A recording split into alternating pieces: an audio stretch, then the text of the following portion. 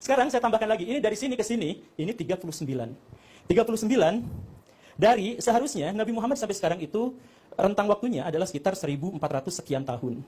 Kita bulatkan 1500 tahun biar nggak susah. Kita bulatkan 1500 tahun sampai sekarang kurang dikit lah ya. Nah, generasi yang berpindah dari situ ke situ itu seharusnya adalah 78 generasi. Minimal. Jadi selama 1500 tahun, generasi yang berpindah itu seharusnya adalah 78 kali. Atau minimal banget 58 kali. Itu kalau semuanya nikah tua semuanya. Atau punya anak tua semuanya. Ini boleh kami jawab, Gus? Apa, Guru? Ya, silakan. Boleh ya? Baik. Sebelum kami mulai jawab, apakah ini yang dimaksud ilmiah tadi? Ya. Ini ilmiah ya? Yang kami tadi nggak ilmiah? Ya. Oke. Kalau ini ilmiah, saya rasa lebih logis yang kami jelaskan tadi dalam metodologi Islam. Karena sebelum kita ambil data, kita cek dulu sumbernya siapa ini. Orangnya kredibel nggak untuk memberikan data ini? Sebelum kita jadikan sebagai bahan perhitungan kita. Itu pertama. Karena ini... Ya, makanya tadi saya minta sebelum ini presentasi, saya minta silahkan ini uji dulu benar atau tidak. Kalau sudah ada konfirmasi, baru saya lanjut. Berarti ini masalah pertama sudah selesai kan? Terus kita akan mulai masuk ke materi bagaimana menyikapi kalkulasi keturunan ini.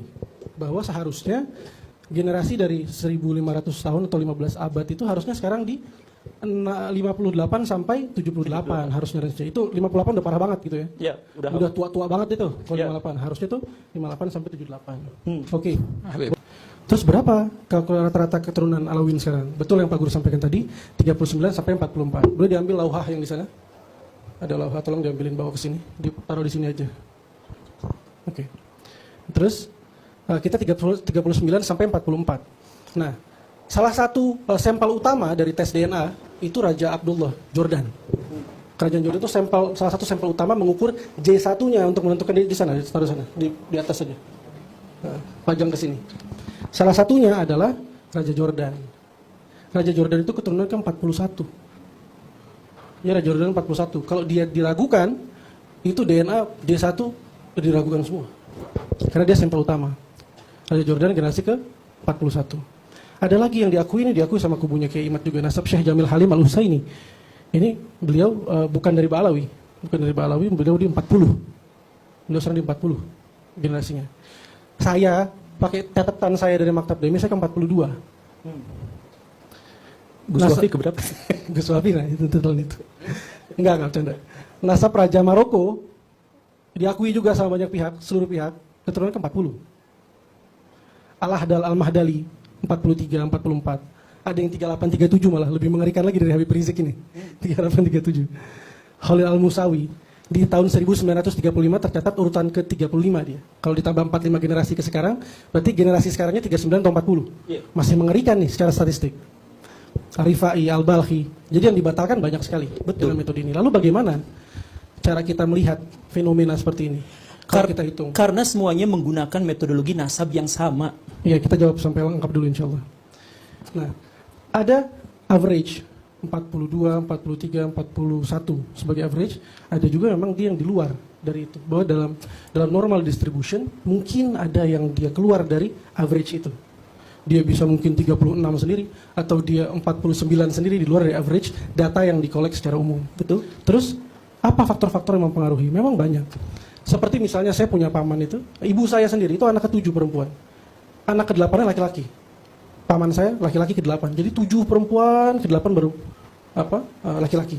Ada faktor-faktor seperti itu banyak. Dan di Maktab Daimi menghadapi hal seperti itu nggak sedikit. Nggak 1-2 kasus. Yang dia itu bukan lahir di umur ayahnya 25. Ayahnya umur 60, ayahnya umur 70, 90 ada data di Maktab Daimi. Umur 90. Mungkin sebelum saya lanjutkan sedikit aja, apa sih kasus-kasus yang dilihat di Maktab Daimi tentang faktor-faktor yang mempengaruhi ini? Faktor usia, menikah dan kelahiran. Kenapa bisa ada data yang jauh itu? Ana mungkin bisa kasih contoh Al-Fakir sendiri. Jadi Ana punya Habib itu, abahnya Ana punya Walidi, dia menikah. Dari beberapa kali proses menikah tidak mempunyai anak seorang laki-laki. Sampai di usia 45 tahun baru punya seorang anak laki-laki, yaitu ayah saya. Saat umur 45 tahun. Berikutnya itu kelahiran dari kakek saya itu 1886. Lahirnya itu datanya ada. Berikutnya, saya punya ayah itu lahir 1911. Lahirnya, datanya juga ada. Kawin, ayah saya di usia 18 tahun.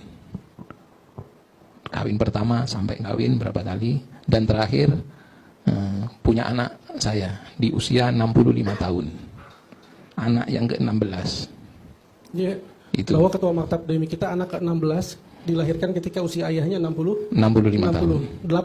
65 tahun. 65 tahun. Dari tahun 1911 pada tahun 1976 memiliki anak saya.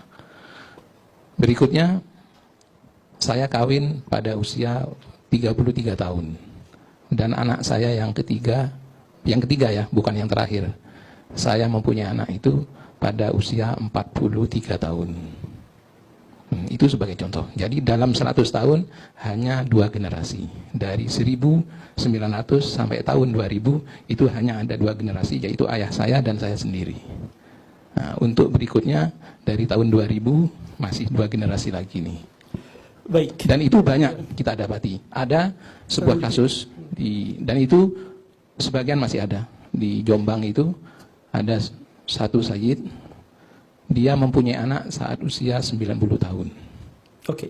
Baik, Ini boleh saya selesaikan dulu? oh iya, silakan. Boleh. Jadi banyak faktor mempengaruhi itu. Jadi kalkulasi statistik memang harus juga kita lihat dalam kondisi antropologinya juga. Seperti apa di masyarakat itu. Lalu kalau misalnya kita terapkan kalkulasi 25 average, kalau misalnya dia di keturunan ke-58 sampai 78 berarti dia tidak logis, nggak masuk dalam kalkulasi. Ini semua nasab sadah batal semua.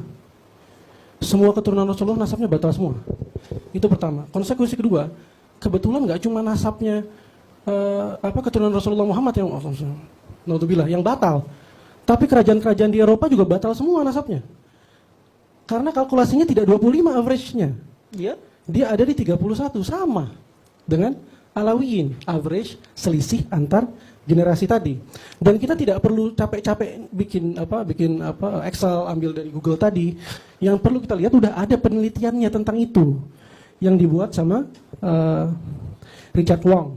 Nah, mereka menghitung bahwa ternyata average dari jarak antar generasi tadi itu adalah kalau laki-laki ya, patrilineal, laki-laki, kalau perempuan ini dia memang jarak antar generasinya lebih muda, 23,2 tahun.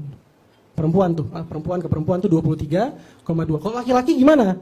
Laki-laki itu 30,7 tahun. Jarak antar generasi, ayah, anak laki-laki.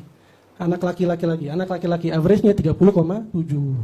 Sudah ada yang hitung ilmuannya, saya rasa. Dan kebetulan kalkulasi ini sama dengan Alawiyin, sama dengan kerajaan-kerajaan di Eropa. Sudah ada kalkulasi ilmiahnya, saya rasa ini lebih relevan untuk dijadikan rujukan.